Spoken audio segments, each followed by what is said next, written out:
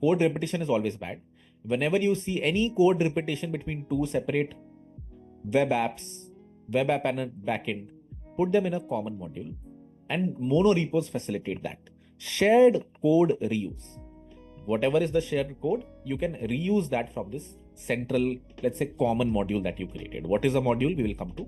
But you can push your code to a separate folder, and this guy can both use the code from this separate folder. That is benefit number one, or reason number one. Enhanced collaboration. God, I don't know why I wrote this, but I guess the reason for this is that front end, back end teams are working together. So, they can look at each other's code base. If there is ever a change in front end, the back end team can look at it, so on and so forth. That is my guess what enhanced collaboration means here. Optimized builds and CI/CD pipelines. This one is very important. This is how TurboRepo makes money, or they should have made money. I don't think they make too much money right now. But when you have a very complicated structure like this, right, where there is a React project that depends on a common module, and then there is a Node.js project that depends on a common module. Whenever you are building this project, what does building the project mean? Converting the React code into HTML, CSS, and JS. What does build process mean for a backend process? Converting index.ts into index.js. This build process can get slightly complicated if you have a bunch of these packages, one depending on the other. If this Node.js backend depends on this common module, you will first have to build the common module. You will first have to convert this to some.js. And then you will have to build this Node.js project, let's say. That's one example. So this build process becomes slightly expensive. And also it becomes very time consuming. If you have a very big project, right? And if you're deploying all of your code base on every commit, then every commit that is happening over here, let's say there was a commit, 18 hours ago, and then 19 hours ago, every hour, let's say there is a commit. There is a CI/CD pipeline that is running, that is building your project, front end, back end, everything. That can get really slow.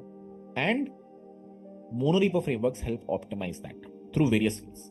It is one depending on the other. If this Node.js backend depends on this common module, you will first have to build the common module. You will first have to convert this to some.js. And then you will have to build this Node.js project, let's say. That's one example. So this build, TurboRepo makes money, or they should have made money. I don't think they make too much money right now. But whatever is the shared code, you can reuse that from monorepo. The reason or the case where you need a monorepo framework is not when you have code bases like this. Okay, you have a Node.js backend and a Golang backend, and you deploy both of them in separate folders. That is fine. That is how you should do it. You don't need a monorepo framework here. You need monorepos when there is, number one, shared code reuse. If you are creating a project where there is a React frontend and a Node.js backend, but both of them have to share some data. You have some React code, you have some Node.js code, but there is some common function in both of them. Let's say function sum. Hope you guys can still hear me. So since the sum function ki implementation is the same, we can avoid code duplication and move it to a single common module. And the React project can use this common module. The Node project can use this common module. That is how you can structure your code a little bit better. If multiple projects have some shareable code, a good example of this is Zod types. If you remember, we write a lot of Zod types. We've written them in the past. For example, user sign up type, user sign in type. If you remember what was Zod schemas, we used to write a lot of them.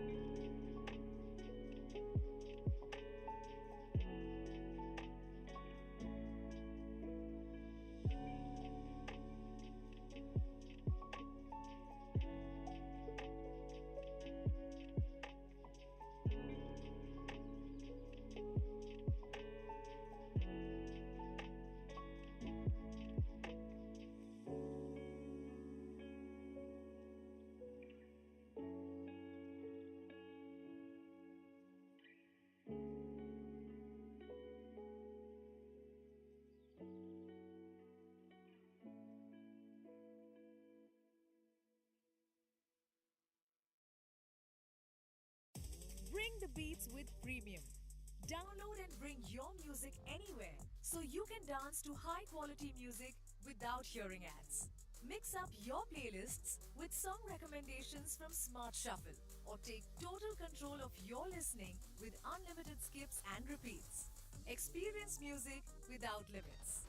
Tap the banner to get started.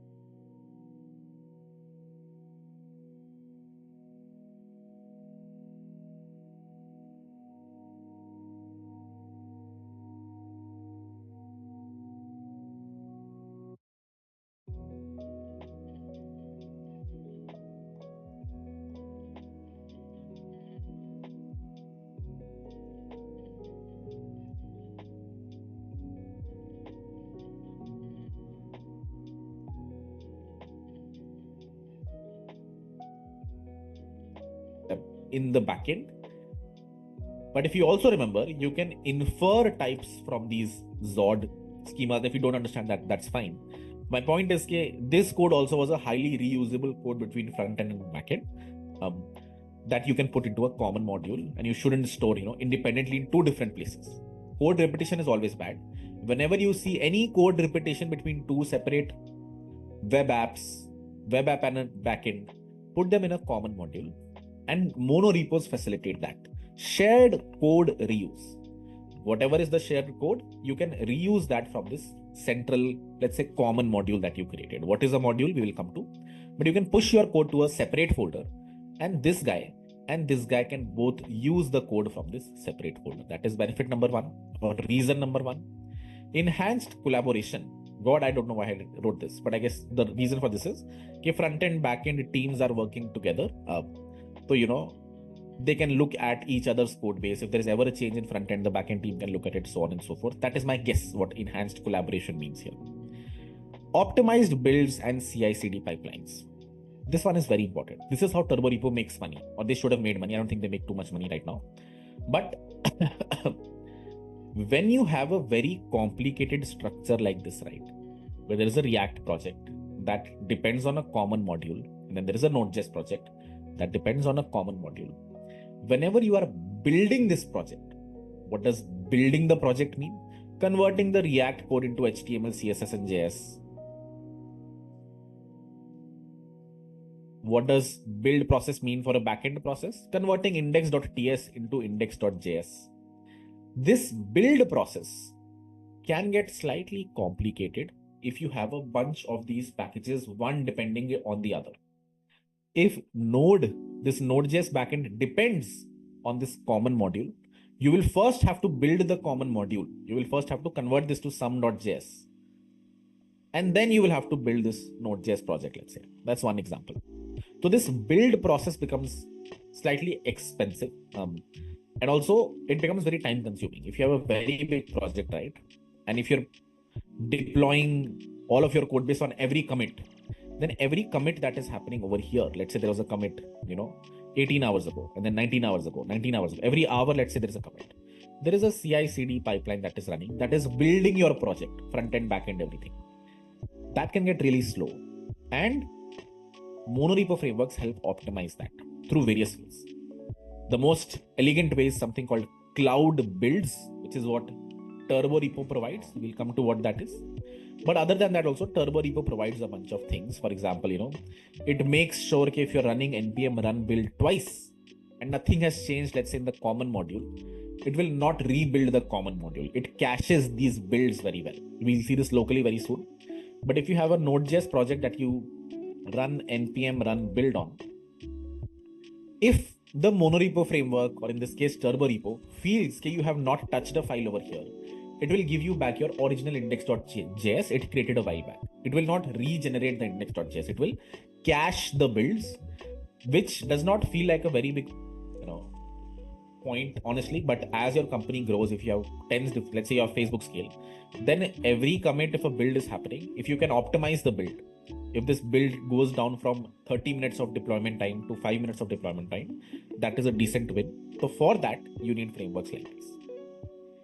And centralized tooling and configuration. This is also very important. Okay, all of your backends can have the same, let's say, common tsconfig.json they share, or common ESLint configuration, if you already know what ESLint is. If not, we'll come to it. But a bunch of these configurations can also be shared between projects. It's not just code that the projects share. A lot of times it's the tsconfig.json file that the projects share. So these files can also move to a common place so that everyone can reuse it from the common place. That is the fourth benefit. Here is an example. Deploy the app to AWS S3, EC2, Cloud. So at a high level, your monorepo might look like this. You will have a React front-end code base, a Node.js backend code base, let's say another backend that's written in Bun, another microservice. Your configuration that can be shared by all of them, ESLint configuration. And then let's say your code that deploys the application. The front end, let's say it deploys on S3. The backend deploys on EC2. This Cloudflare backend deploys on Cloudflare. so on and so forth. So a single place will have your front-end code, your two backends in this case, your configuration files, and the code that deploys React front-end to S3, Node.js backend to EC2, Cloudflare backend to Cloudflare. And let's say, there is something you push to Docker Hub, or one of these images you push to Docker Hub and then push to EC2. ये नहीं समझ आ रहा है? It will be clear when we reach DevOps. This is like very basic DevOps 101. But this is a high-level structure of a monorepo. ठीक है? Let's move on to the next slide. Here comes a slightly important slide. Not very important, but interview question. Common monorepo frameworks in Node.js. Turbo repo, the thing that we're learning, is a relatively fresh one. Relatively. Lerna is one of the old ones that I said we used at Gather. Backpack uses Turbo repo. I think everyone uses Turbo repo only today. There is another one called NX. Turbo repo is not exactly a monorepo framework. Turbo repo can actually work with Lerna. It can work with NX. It can work with Yarn or NPM workspaces. So this is a layer on top of a monorepo framework. These are monorepo frameworks 1, 2, and 3. Turbo repo, the thing that we're learning, is just built on top of these frameworks, and it can actually work with Lerna. It can work with NX. It can work with NPM or Yarn workspaces. This is the common way to do turbo repos today. You create either a Yarn or an NPM workspace, and you add turbo repo to the project. That is your stack for creating monorepos today. So these are frameworks that you can use independently. Lerna is a common one.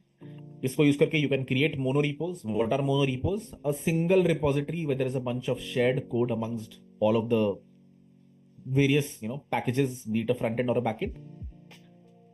Lerna is one, NX is one, Yarn and NPM workspaces is one. Turbo repo is a framework that does something else. So what does it do? We'll come to. We'll be going through Turbo repo plus Yarn workspaces or NPM workspaces, since it's the most relevant one today. And it provides things like build optimization or cloud builds, how Turbo repo makes money, that I was saying, that others don't offer. Others are, whatever, open source frameworks. This was built with a business in mind. I don't know how the business is doing, but the founder is doing really well. The history of Turbo repo is that it was mailed by a guy called Jared Palmer. This is a very common name because I think one of the founders of Vercel's name is this. The founder of Manjess, their name is also this. Very common name in standard front-end tooling or JavaScript ecosystem. He got acquired by Vercel.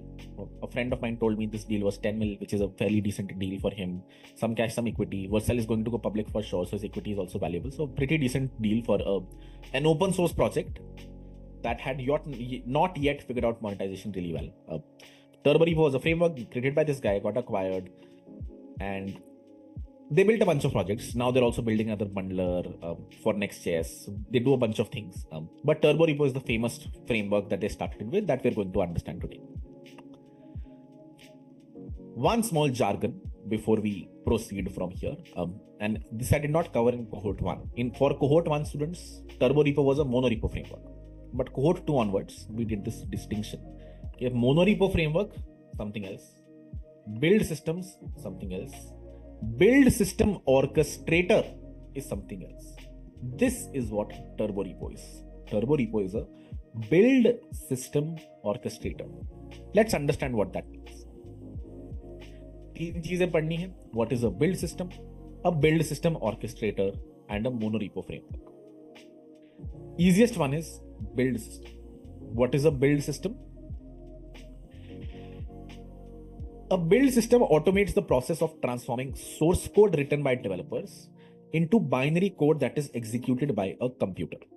For example, if you have ever converted a C++ file into a binary, or a Rust file into a binary, or a Golang file into a binary, that process is called compilation. It's also called the build sometimes. And the build system in that case is the compiler. What is the build system for C++? It's the GCC compiler. What is the build system for Golang? It's the Golang compiler. For JavaScript, it's a little tricky. JavaScript you don't really convert it into a binary usually. You just have a bunch of JavaScript code that gets interpreted line by line. So in reference to JavaScript, what is a build system? It can be something that converts TypeScript to JavaScript. For example, the TSC compiler. This is some compilation that you will run during your build time. Whenever dub.sh has a new commit, the first thing that happens is their TypeScript code gets converted to JavaScript code. Then that JavaScript code goes to a server. Then the server sort of runs the new JavaScript code. So the build process is converting the TypeScript code into JavaScript. TSC, TypeScript compiler, is a build system. What does Vite do? Whenever we were initializing React projects locally, we were using Vite. Vite converts your React TSX components, JSX components into HTML, CSS, and JavaScript. That is also a build system.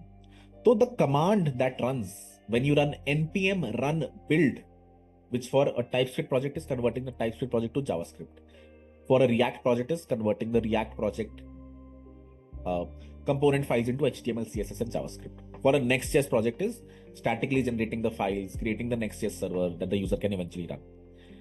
These are called build systems. Next has its own compiler. React has its compiler. Vite lets you convert React code into HTML, CSS, JavaScript. TSC lets you convert Node.js TypeScript code into JavaScript. ES-Build lets you do the same thing. These are build systems. They have nothing to do with what we're learning today. They are just a jargon you should know. Okay, what is a build system? GCC compiler is a build system. It converts C++ code into a binary. And similarly, Vite is a build system. TSC is a build system, so on and so on. Build system orchestrator is what we have to learn today. Turborepo acts more like a build system orchestrator than a direct build system itself. Turborepo is not compiling your code. Turborepo is telling a specific project to compile itself. हम monorepo बना रहे हैं. We are going to create a monorepo very soon. It will have a bunch of front-end, back-end code. Turborepo का काम सिर्फ इतना है कि who should run the build process right now? Who should run the build process later? Is there a build that is already cached? Then I'll return the cached value. It's a build system orchestrator. It tells कि which build should run. It is orchestrating कि अगर there are 5 front-end, back-end, DevOps, and another back-end, and then let's say another front-end. When I run npm run build, what should build first? What should build later? Is there something that is already cached that doesn't need to build? Is there something cached on a cloud? Cloud builds that I was talking about. Okay, Turborepo makes money via cloud builds. So is there something cached on a cloud build server that it can get from the server and avoid the building process altogether? That is what a build system. The build process right now. Who should run the build process later? Is there a build that is already cached? Then I'll return the cached value. It's a build system. GCC compiler is a build system. It converts C++ than a direct build system itself. Turborepo is not compiling your code. Turborepo is telling a specific project to compile itself. हम monorepo बना रहे हैं. We are going to create a monorepo very soon. It will have a bunch of front-end, back-end code. Turborepo का काम सिर्फ इतना है कि who should run the build process right now? Who should run the build process later? Is there a build that is already cached? Then I'll return the cached value. It's a build system orchestrator. It tells कि which build should run. It is orchestrating कि अगर there are 5 front-end, back-end, DevOps, and another back-end, and then let's say another front-end.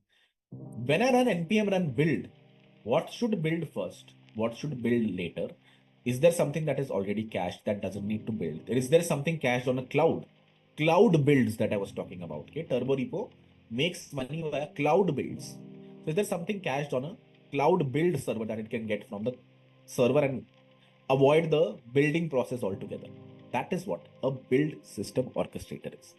Turborepo acts more like a build system orchestrator than a direct build system. It does not directly perform tasks like transpilation, bundling, minification, or running tests. Instead, Turborepo allows you to define tasks in your monorepo that call other tools. What are other tools? TypeScript compiler, ES-Build, Vite, which are the actual tools of the actual build systems to perform those actions. It just tells other build tools that tu ye kar de, tu ye kar de. You are supposed to do this, you are supposed to do this, you are not supposed to do this. It orchestrates builds. Why is this so important? Why is this Turborepo framework so important? Again, Their pitch was something else. Okay, cloud builds or building on a CI/CD pipeline is really slow. So we will introduce this concept of cloud builds that have cached builds, so you don't have to rebuild again and again. But what it's used today for is more of a monorepo framework only, which is why it's very confusing. Are we using TurboRepo as a monorepo framework, or are we using it as something else? The answer is it is something else. But most people today don't go to the website of Lerna, the website of NX. They just initialize a TurboRepo. Under the hood, TurboRepo initializes an NPM workspace or a Yarn workspace. वो दिखता ही नहीं. Everyone just goes and initializes a TurboRepo. They think TurboRepo is the monorepo framework. It is not. It under the hood uses this, and it just orchestrates what to build when. That is what a build system orchestrator is. Monorepo framework are the original things that were introduced. TurboRepo came later to optimize builds and cloud builds. Monorepo frameworks came much before. They let you, a monorepo framework provides tools and conventions for managing projects that contain multiple packages and applications within a single repository. Monorepo. Multiple packages or applications within a single repository. A single repository has a front end, a back end, another folder. It helps you manage all of them. What does managing mean?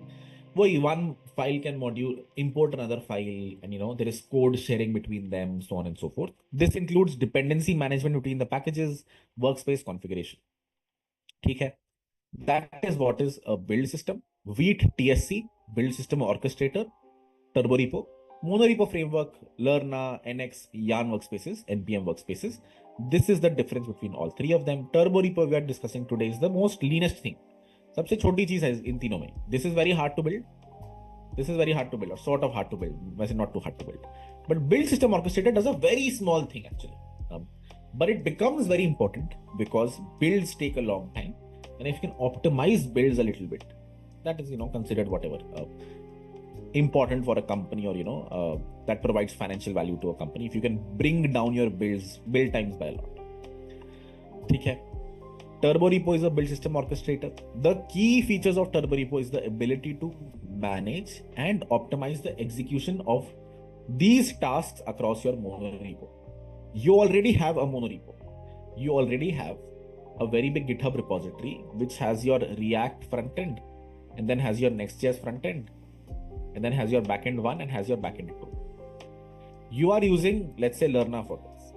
That is fine. You were running independently. Your life was good. Then you introduce TurboRepo. You add TurboRepo to the project for things like caching, parallelization, and dependency graph awareness. Let's understand all three of these one by one. Then we'll do a poll. Caching. TurboRepo caches the output of tasks. What is a task? We'll come to very soon. So if you run a task and then run it again without changing any of the inputs, TurboRepo can skip the actual execution and provide the output from the cache. This can significantly speed up build time, especially in continuous integration environments. A lot of things packed in a single statement over here. Let's go through it one by one. TurboRepo caches the output of tasks. If you had this repository, and on this repository you were doing a global npm run build, what would that be doing? It would go to the React front end, create HTML, CSS, JavaScript from here. It would go to the next front end and statically generate some HTML files, some CSS files, some JavaScript files, the .next server, so on and so forth. Backend 1, it would convert TypeScript to, let's say, index.js. And backend 2, it would do the same thing. So whenever you ran npm run build, 4 mildly heavy tasks ran. These 2 tasks aren't too heavy depending on how big your TypeScript code base is. But compiling React and even compiling or building a Next.js project is very heavy. That is why if you ever get a very small EC2 machine, right, never deploy a Next.js project there. If you try to build a Next.js project there, build process will crash the EC2 machine. Even though serving a Next.js project isn't very heavy, building a Next.js project, converting the code that you've written into HTML, CSS, JavaScript, that takes some toll on your CPU. So abhi tak you were doing this. If you're in your Lerna monorepo framework, you don't use TurboRepo until now. You run npm run build, all 4 of these processes run. You run npm run build again after 5 minutes. Let's say you make a small change over here and you run npm run build again. Does this need to recompile? No, इसमें तो कोई file ही नहीं change हुई. Does this need to recompile? No. Does this need to recompile? No. But if you are using Lerna or a different monorepo framework, it doesn't understand that. It is not aware of our packages dependent on each other. It is not constantly checking, has a file changed over here, has a file changed over here. You run npm run build, it will rebuild all 4 of the projects.